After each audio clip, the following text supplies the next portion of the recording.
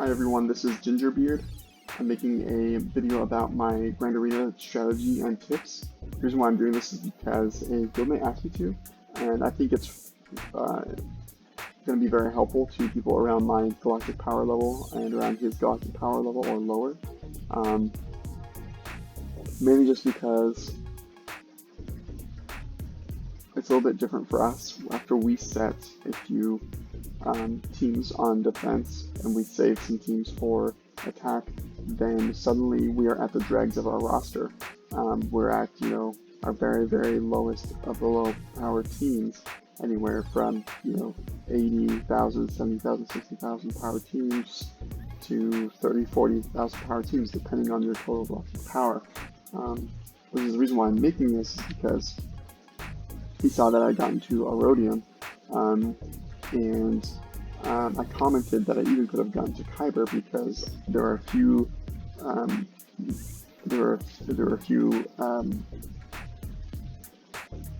Grand Arena tournaments that I did not win that I could have won. I could have gotten first on a few of them, and that leads me to my first noob tip, my first lowbie tip, my first Padawan tip, as you would say, as one might say. My first Padawan tip is always set your defenses, because there were a few matches that I had forgotten to set my defenses, and if I had set my defenses, I could have gotten first, because the first match I forgot to set my defense, and then I went on to win my next few matches, and I looked back and thought, oh wow, well, if I'd been able to keep them from getting a few more points with just one or two good defenses, then I would have won. So that's the Padawan tip. And the next Padawan tip is, in this very past Grand Arena Championship, I was completely unaware of feats, and so that I could have gotten some extra points from feats if I had been doing the peripheral things, such as the squad arena battles and the ship arena battles. Just focus on those achievements. By the time I did realize them, I was too far along, to the point where there weren't enough Grand Arena Championships left to complete other achievements that I could have completed if I had been aware of them from the get-go, from the very beginning.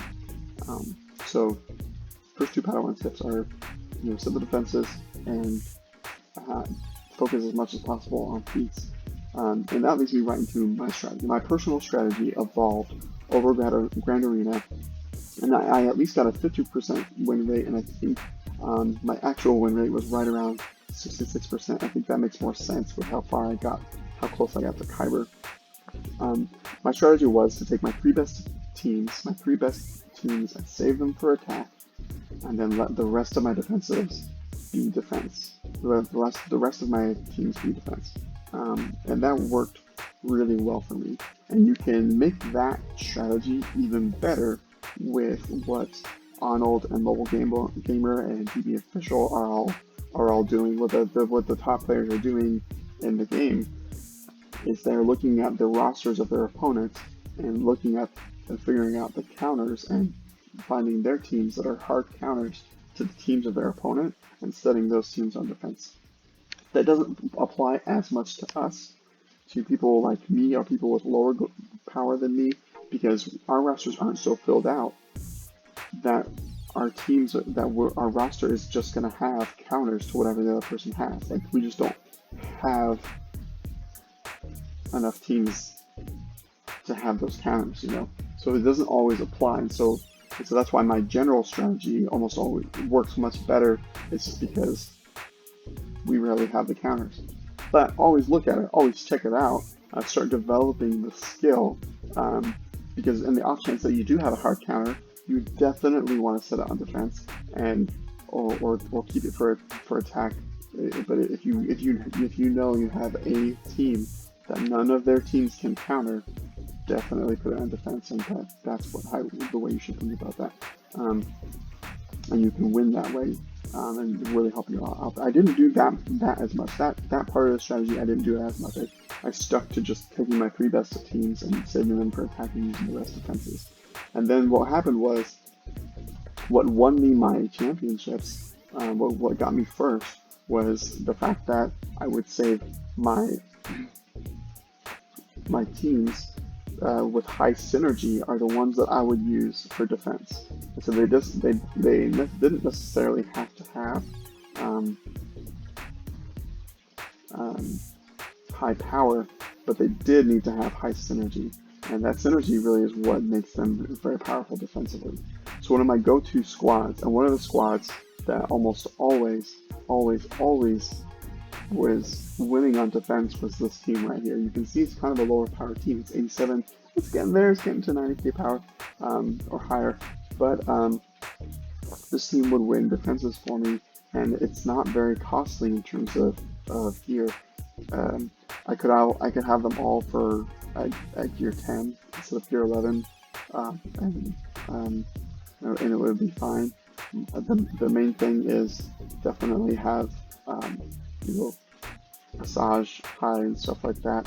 So this is a very good synergy team with the revives and with the plague and with applying plague with the special ability, and then when the first 2 times any of your characters die, they come right back with Night Sister Zombie's ability.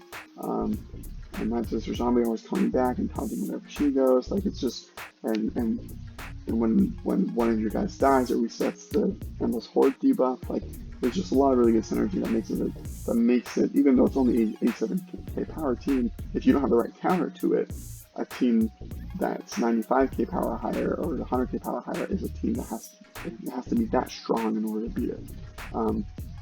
Another team that I use all the time is my bounty hunters. My bounty hunters with Nest. And the reason why that works so well is because Nest is a scoundrel. She gets the plus 30 speed from Django. And she can go, she can do her dazes. And if they can take out the rest of my bounty hunters, by that time, Nest is pretty strong and buffed up, and she's been doing damage all throughout, and she can usually finish off the team. So that's been working out really well. But this is a higher powered team with okay synergy, and this is actually a team that I set on defense, or that I'll use on attack if they have a Night Sister team or something. But use again with the dregs of the rosters. I use these Ewoks, right?